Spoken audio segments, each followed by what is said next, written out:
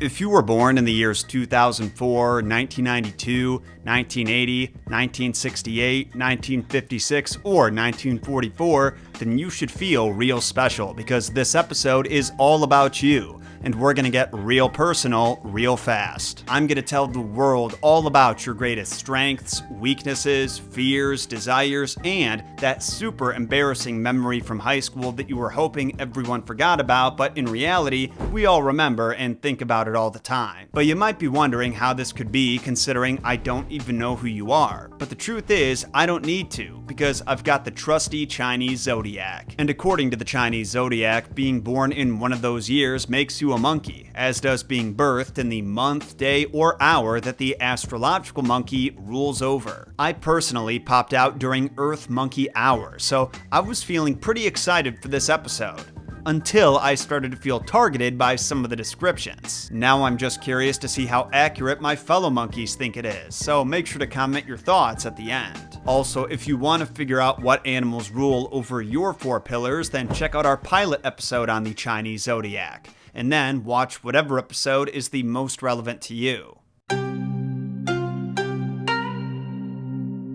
Now, the monkey is the 10th animal in the Chinese zodiac, positioned comfortably between the goat and the rooster. The month of the monkey begins on August 8th and ends on September 7th, and it rules over the hours of 3 to 5 p.m., when most people are finishing up their workday and mentally transitioning from business to pleasure. The monkey's natural element is yang metal, which makes them creatures of desire and logic. They have a reputation for being deep thinkers, problem solvers, and inventors, and enjoy anything that stimulates and challenges their minds. Riddles and puzzles are some of the astrological monkey's favorite activities. And I love riddles. And if they aren't presented with a problem to solve for fun, you can be sure they're gonna go looking for one. Like many of our passions, the monkey's love for being mentally challenged...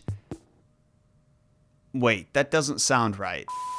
The monkey's love for mental stimulation and overcoming obstacles has a lot of benefits, but some disadvantages too. If you found yourself with a problem like, how do we move this big-ass couch up that narrow flight of stairs, then you're gonna want a monkey by your side, because their crafty brains can come up with some interesting solutions.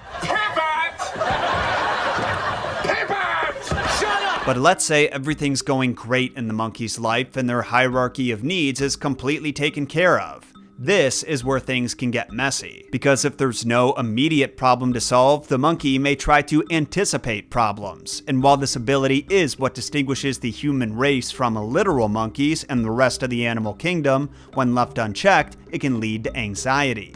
Or worse, the monkey might break something on purpose just so they have something to fix. You might think their innate desire for challenge means that astrological monkeys demand to be taken seriously, but in the Eastern world, monkeys symbolize both wisdom and fun. Like anybody, a monkey has to be in the mood to be challenged, or they aren't gonna cooperate. Lead me when I'm in the mood to be led. As mentioned earlier, monkeys are creatures of logic and desire, meaning they're also motivated by the pursuit of pleasure.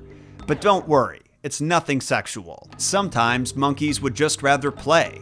And sure, you could argue that play is just a matter of perspective and that you can make any kind of work into a game with a shift in your mindset, but to that I'd say, how about mining cobalt? Yeah, I bet you feel like a real jerk now, don't ya? Move this man! Seriously though, working in the mines aside, monkeys see the world as a big playground, something they can poke and prod and experiment with. The monkey's motto is, only a Sith head deals in absolutes, meaning that if you try to present them with an idea that's meant to be taken super seriously and never questioned, they can't help but try to pick it apart or even mock it. Monkeys love to see what rules they can get away with breaking. Not out of malice, more out of curiosity. Regardless of their intention though, they have to suffer the consequences, and sometimes those consequences can affect the well-being of the ones they're closest to. Another complication caused by the monkey's hyperactive brain is that they have a reputation for working harder, not smarter.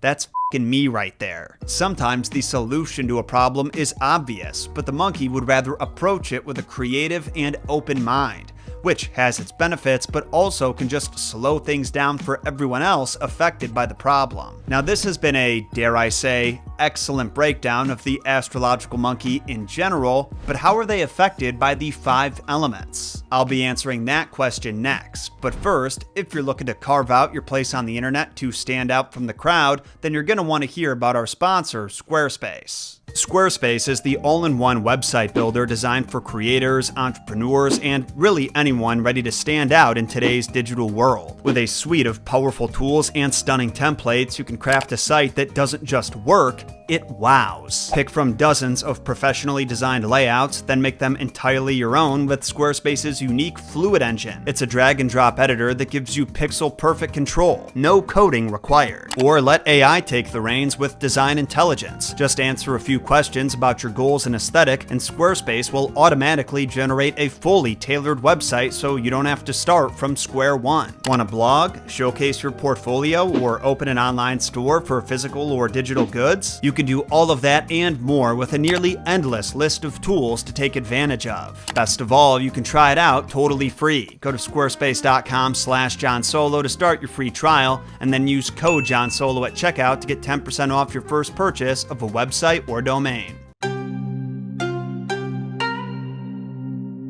Just like how your zodiac is uniquely affected by the year, month, day, and hour you were born, it can also vary depending on which of the 5 elements your sign interacts with. Is that the right way to say it? Interacts with? The terminology of astrology is so confusing. What makes the 5 elements unique for each animal is the way they interact with the animal's natural sign, which in the case of the monkey is yang metal. I personally find the metal element to be the hardest to explain. It embodies our conceptual understanding of things and gives us the ability to look deeper than the surface when analyzing the world around us. Like in the literal sense, this is just an office chair, but if we look closer, it's a broken chair. Nah, for real though, when I look at this chair, I see a place of comfort and support, and the fact that I do most of my work while sitting in it has created a kind of personal attachment, which is why I'm so sad the arm broke off. But metal is all about precision, perfection, and so when a monkey is born during the wood phase, which is known for its patience and creativity, the two can be at odds with each other. Both signs empower the monkey to be a good judge of potential, but where the metal monkey wants to seize that potential in a quick and orderly fashion, the wood monkey would rather gently nurture it and just see what happens. The second element, fire, is all about passion. You already know the monkey loves to challenge their minds and the minds of others, but once you introduce fire, an agent of change, the challenge becomes to change their minds. Fire monkeys love nothing more than to have an impact on the world. Earth monkeys, like myself, are the most grounded. Pun intended. Like the rest of the monkeys, we love a good challenge, but we pick and choose our challenges based on the payoff of completing them. We don't really care about social status or power, but if there's a quantifiable reward, like money, views, subscribers, etc., we're a lot more motivated to do the work. Now we move on to metal, which when mixed with the monkey's natural metal has a similar effect as the fire. Basically, all the monkey's traits are turned up to 11, and their love for debate and picking ideas apart can lead to some unforeseen challenges in their social lives. Metal monkeys are great to have on your team because their ability to think logically and abstractly means they're excellent at strategizing. Just don't get emotionally attached to your ideas, because the metal monkey tends to pick them apart and doesn't feel bad about it. They're almost the opposite of water monkeys, which are by far the most empathic. They do appreciate change, but they don't mind if they're the ones who have to adapt and grow, and they don't expect it from the world around them. They're fans of their fellow human beings and like to study human nature, which combined with their empathy makes them great therapists or just shoulders to cry on. But if this same thoughtfulness is directed inward, they can get lost within themselves. But this all raises another question. Does the astrological monkey have anything in common with monkeys in myth? As it turns out, they do. So I don't think there is any doubt about the most famous monkey in Eastern mythology. It's gotta be the Monkey King, Sun Wukong. Now, I've already done a whole episode on the Monkey King, so I think it'd be redundant for me to cover him in detail here, but I do think it's worth mentioning the correlation between his story and the astrological monkeys. As we've established many times now, the astrological monkey loves to challenge their mind as much as the status quo, and Sun Wukong did that in spades. He dedicated years to learning about Taoism and trained so diligently that he gained a variety of magic powers and ultimately learned the secret of immortality. Eventually, he got so bold that he waged war on the gods and even placed a bet with Buddha, but he extended himself a little too far on that one and got duped into a 500-year timeout. That's part 1 of his story, but I still plan on exploring part 2 in the future. I'm not exactly sure when that'll be, but when I do jump back into it, you'll have multiple additional episodes to look forward to. In the meantime, I really do appreciate your patience. But there's another mythical monkey I want to discuss, and his name is Fa Trelgin Changchup Sempa. What are the odds I said that one right? I'm just going to call him Big Papa because, according to myth, that's what he is to the Tibetan people. The story goes that when the earth was still in its infancy, it was covered in water, but over time that water evaporated and revealed small pieces of land, including what's now Tibet. One day, a monkey, Big Papa, swam to the shore, and after drying off in the sun, he sat down, ready to commit himself to a life of meditation. Unfortunately for him, there was a demon temptress who had other plans for him. This demon was known as a Rakshasa, but it's the female form, so Rakshasi. These shapeshifters appear in multiple mythologies, including Hinduism and Buddhism. They're often depicted as fanged, angry monsters with an insatiable desire to eat human flesh. They also had the powers of flight, invisibility, and illusory magic that allowed them to change size and anamorph into any animal they wanted. I'm gonna be blunt, the Rakshasi wanted to bang Big Papa,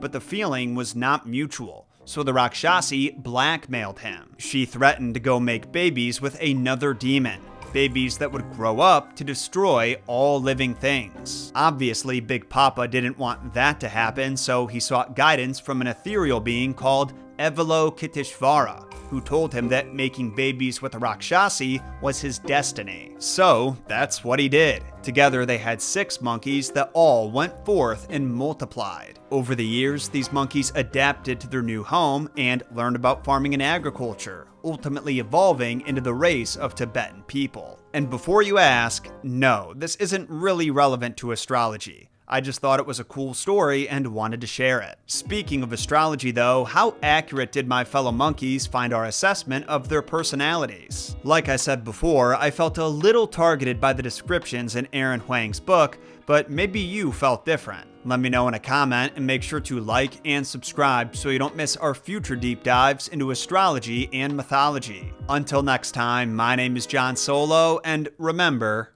Jon shot first.